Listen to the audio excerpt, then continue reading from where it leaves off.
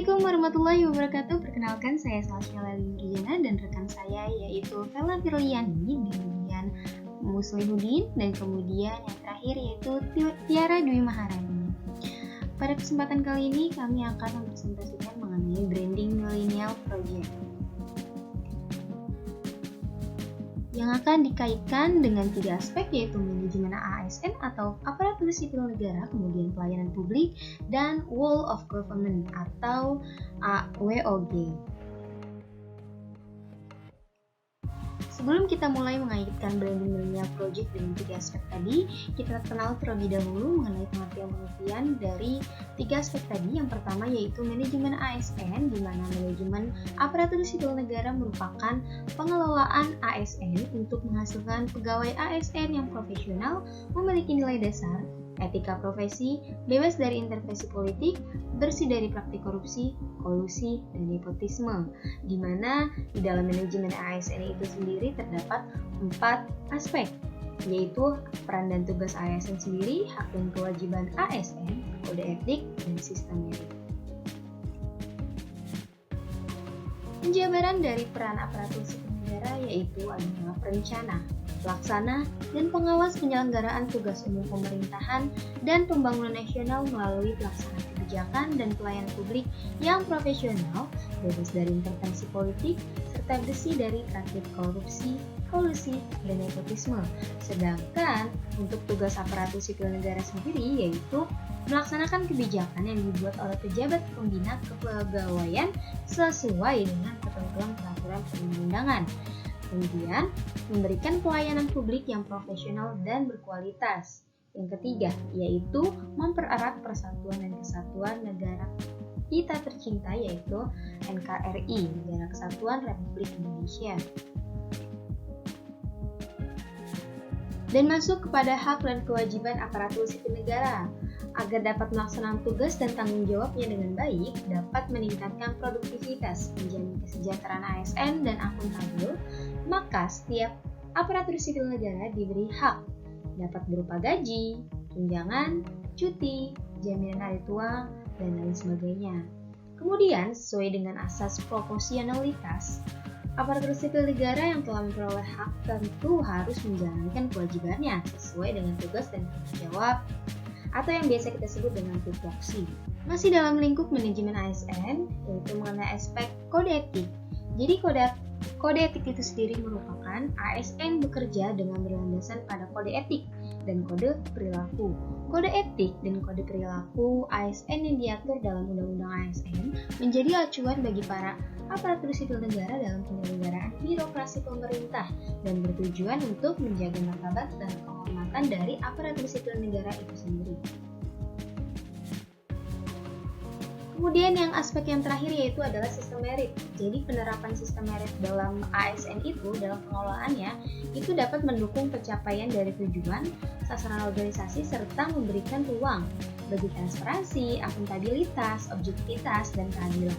Kemudian untuk komponen pengelolaan ASN dalam sistem merit itu terdapat 3, yaitu yang pertama penyusunan dan penetapan kebutuhan, kemudian penilaian kinerja, yang terakhir yaitu pengembangan kompetensi, promosi, rotasi, dan penghargaan. Nah, kalau yang tadi itu merupakan pengenalan dari manajemen ASN sendiri, sekarang kita masuk ke pelayanan publik.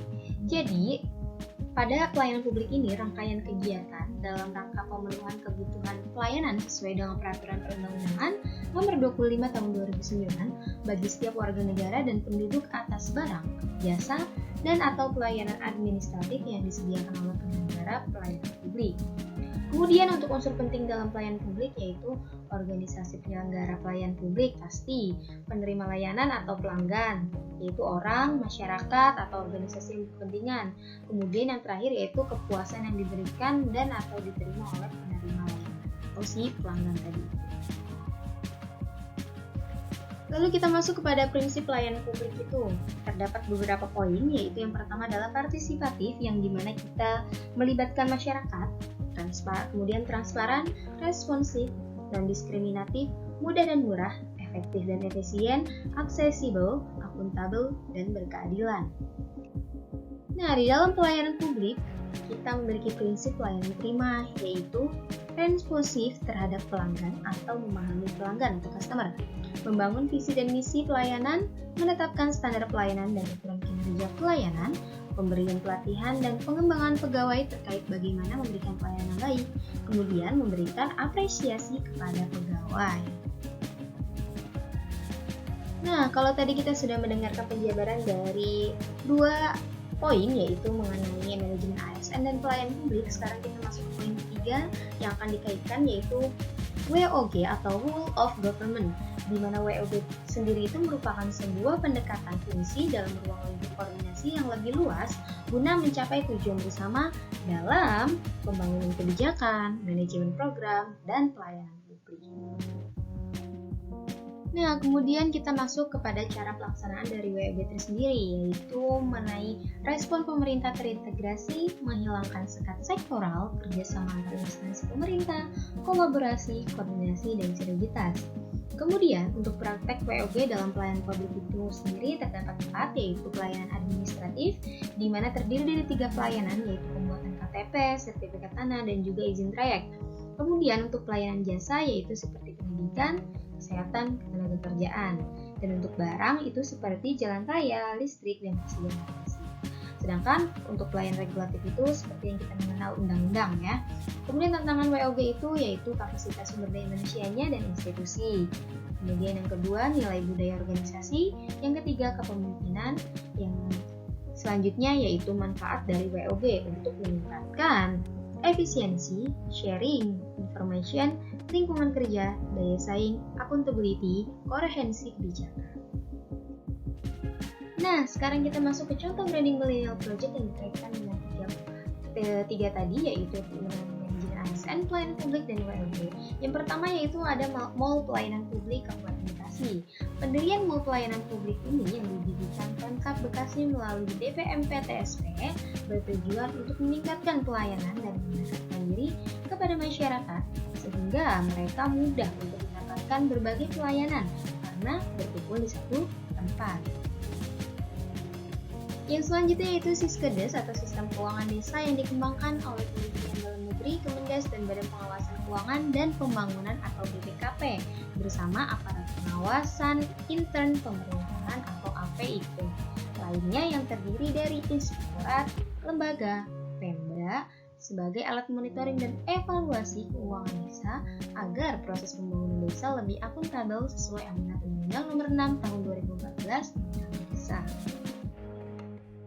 Kemudian yang selanjutnya yaitu aplikasi Sakato. Jadi aplikasi Sakato merupakan inovasi pelayanan publik dari KPPN Padang. Dengan aplikasi ini, stakeholder tidak perlu lagi datang ke KPPN untuk melihat dokumen penolakan tagihan karena ada sistem push notification untuk memudahkan stakeholder menerima notification penolakan tagihan secara real time dari aplikasi Sakato. Nah, kemudian yang selanjutnya yaitu Sapa Warga. Jadi aplikasi Warga ini telah dikembangkan oleh Jabar Digital Service, sebuah unit di bawah Dinas Komunikasi dan Informatika Jawa Barat yang fokus terhadap data digital dan geospasial. Sapa Warga dikembangkan secara telaten dengan pendekatan kualitatif maupun kuantitatif untuk menciptakan sebuah aplikasi yang user-friendly, bahkan hingga desa. Sapa Warga ini menjadi sebuah wujud digitalisasi yang inklusif bagi warga Jawa Barat, khususnya saat ini menyasar pada ruang lingkup RW, menawarkan kemudahan untuk menyampaikan aspirasi, mendapatkan informasi yang terpercaya seputar pemerintahan dari Jawa Barat. Aplikasi ini juga membantu menyederhanakan birokrasi dengan berbagai akses pada fitur layanan publik.